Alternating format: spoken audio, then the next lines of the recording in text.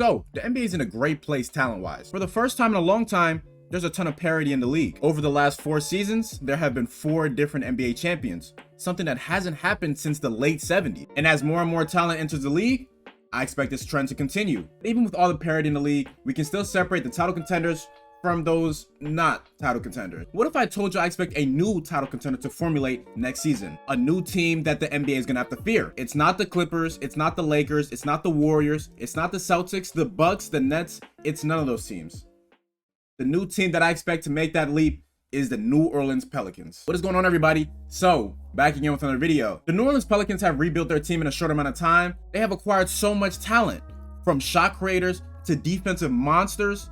It's all looking up for New Orleans. And with one missing piece returning next season, this team is going to be a force to be reckoned with. Before we get into the roster as a whole, let's just talk about how we got to this point. And I mean, it's not really much to talk about. We know how they got to this point. You know, they traded Anthony Davis. Then it was their draft luck. They were able to jump up to the #1 overall pick, selecting Zion Williamson in 2019 NBA draft. And they continued to make more and more trades, trading away Steven Adams in the 10th overall pick for Jonas Valanciunas in the 17th overall pick, using that pick to draft Trey Murphy. The last big trade they made was trading for CJ McCollum, the vet that brings everything together. So with that, how are all those components going to fit together?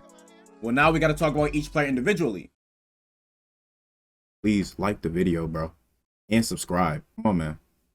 Sign up, bro. Let's start off with the big guns. Zion Williamson. Like I said, Zion Williamson was the #1 overall pick in the 2019 NBA draft. To start his career, it was very injury-riddled and still is to this day. Zion Williamson is a 6'6" ferocious power forward with uber athleticism and is just a force in the paint. He showcased all of his talents during his rookie season and most importantly in his first game. Despite only playing a handful of games, he was still firmly in the Rookie of the Year race, which should tell you all you need to know about his talents. Going to his second year, he was healthy and showed why he was worth that #1 overall pick. Zion Williamson became an all-star in just his second season, averaging 27 points, 7 rebounds, 3.7 assists, shooting 61% from the field.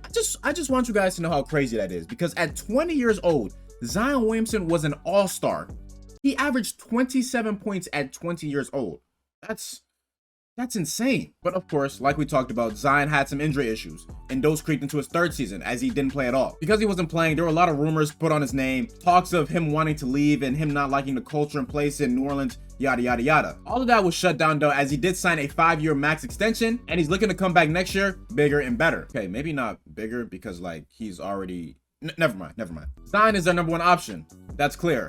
But their second option isn't a slouch at all. The next player I'm going to talk about is Brandon Ingram, the slender assassin. Brandon Ingram was a part of that Anthony Davis trade. At the time of the deal, Brandon Ingram was going through a lot. After having his best season in LA, it was cut short due to blood clots. A scary event for him, Ingram persevered. He blossomed and turned into an all-star the very next season. Getting more opportunities in New Orleans has showcased Ingram's skill set.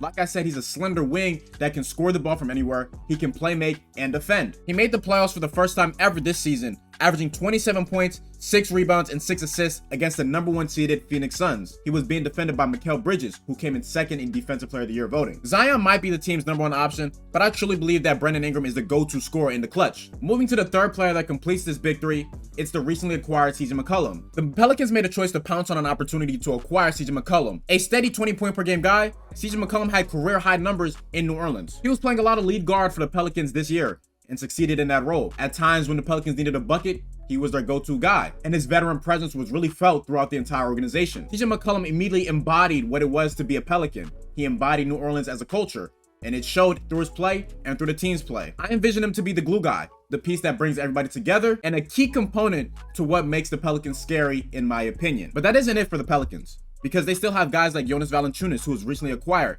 that's going to be a better fit alongside Zion and is already a steady 18-11 guy. Jonas Valanciunas is a big body down low.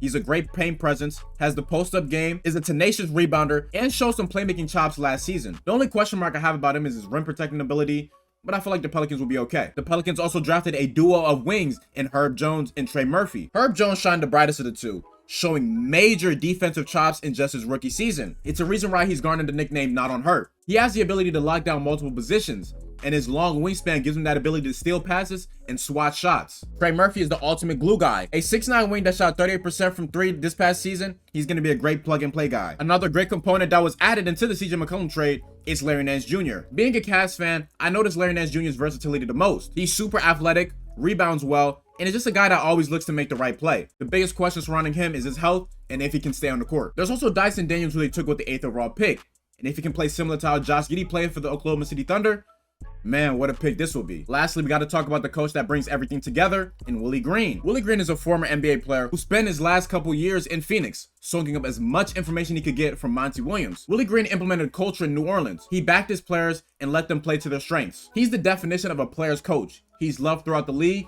through his team, through the organization, and through the city. The Pelicans have more young pieces on the horizon like Jackson Hayes and Kyra Lewis if he can get some playing time, but those guys seem like trade assets more so contributors to their championship aspirations. You bring all that together and you see why I believe the Pelicans are the scariest team in the league. You have your 2 all-stars in Zion and Brandon Ingram. You have your fringe all-star in CJ McCollum and Jonas Valanciunas as well. You have the defensive monster in Herb Jones. You have the shooting from Trey Murphy. You have the versatility of Larry Nance. And you have the young play of Dyson Daniels. And it's not only for this season. No. What makes them even scarier is that this is a potential dynasty. Something they can do for the next decade plus. For a very long time, New Orleans has been a football town, but I believe that'll change in the coming years. If you don't agree with me, that's fine. But just let the Pelicans show y'all next season what they can really do.